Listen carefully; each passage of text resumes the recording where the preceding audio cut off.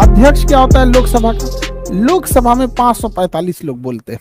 अगर आपस में बोलने लगेंगे ना तो मार हो जाएगा। रे तुम बैठ रे चोट्टा, तुम कैसे बोला रे, तुम्हारा क्या चीज है, तुम्हारा क्या चीज है, नौटंकी होने लगेगा।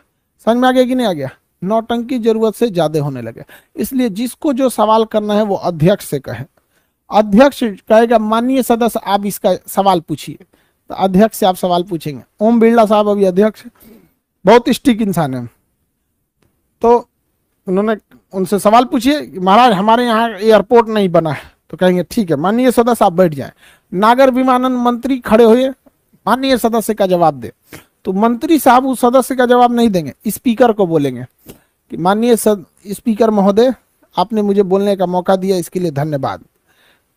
हमारे पास सीमेंट घट गया है, ट्रैक्टर खाली नहीं है, कहाँ से सब गिट्टी बालू ढोवाएगा, एयरपोर्ट कैसे बनेगा, एयरपोर्ट पे सब आके गधा बांध देगा सब, हम उनके यहाँ एयरपोर्ट नहीं बनाएंगे, जो भाषण देना है भाषण दे दे। अब स्पीकर कहेंगे माननीय सदस्य आपको जवाब मिल गया, आप बैठे रहिए, आप किसी और को सवाल पूछने दीजिए। ऐसे ही सवाल जवाब करते रहता है सर।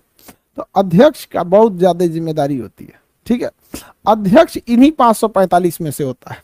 याद रखिएगा अध्यक्ष का चुनाव होता है, अध्यक्ष का चुनाव होता है और उपाध्यक्ष का भी होता है। अध्यक्ष और उपाध्यक्ष दोनों इसी में से होता है। Deputy speaker, deputy speaker. देखिए यहां पे क्या लफड़ा था कि सभापति इस 245 में से नहीं आया था, क्योंकि उपराष्ट्रपति को ही सभापति की जिम्मेदारी दी गई थी।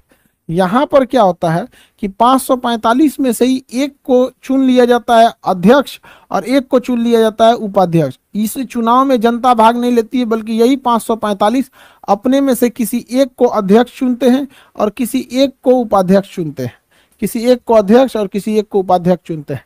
वही चुनेंगे जिनकी सरकार रहेगी, क्योंकि सरकार जिसकी है उसके पास ज्यादा संख्या है, और जिसके पास संख्या ज्यादा है 273 से ज्यादा है, उसी की सरकार है, उसी का अध्यक्ष है, उसी का उपाध्यक्ष रहेगा, ठीक है। तो अध्यक्ष और उपाध्यक्ष का चुनाव लोकसभा अपने ही सदस्यों में से करती है, जबकि राज्यसभा में केवल उपसभापति का चुनाव अपने सदस्य में से होता है, सभापति का चुनाव उनके अपने सदस्य में से नहीं होता है। आगे बढ़े, देखिए तो ये तो हो गया लोकसभा का अध्यक्ष। लोकसभा का अध्यक्ष लोकसभा का पदेन होता है। लोकसभा का अध्यक्ष लोकसभा का क्या होता है? पदेन होता है। लोकसभा का पदेन होता है।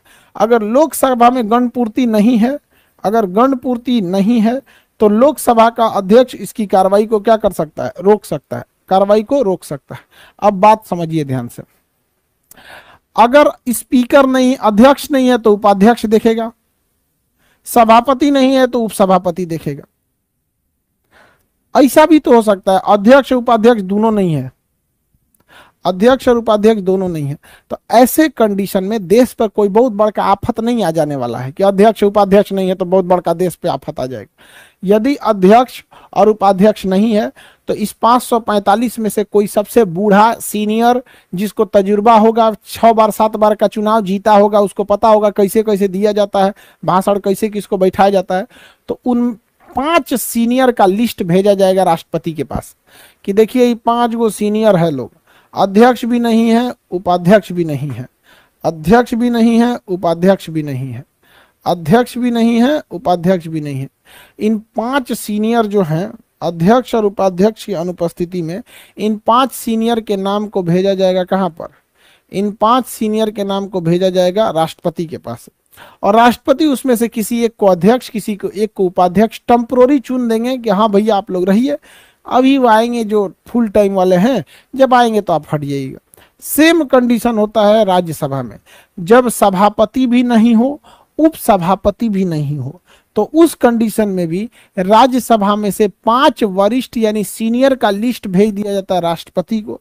राष्ट्रपति सुझाव देते हैं इन 5 में से किसी एक को अध्यक्ष और दूसरे को उपाध्यक्ष, या एक को सभापति दूसरे को उपसभापति मनोनीत कर दो, नियुक्त कर दो कुछ समय के लिए। कितने के लिए? कुछ समय के लिए।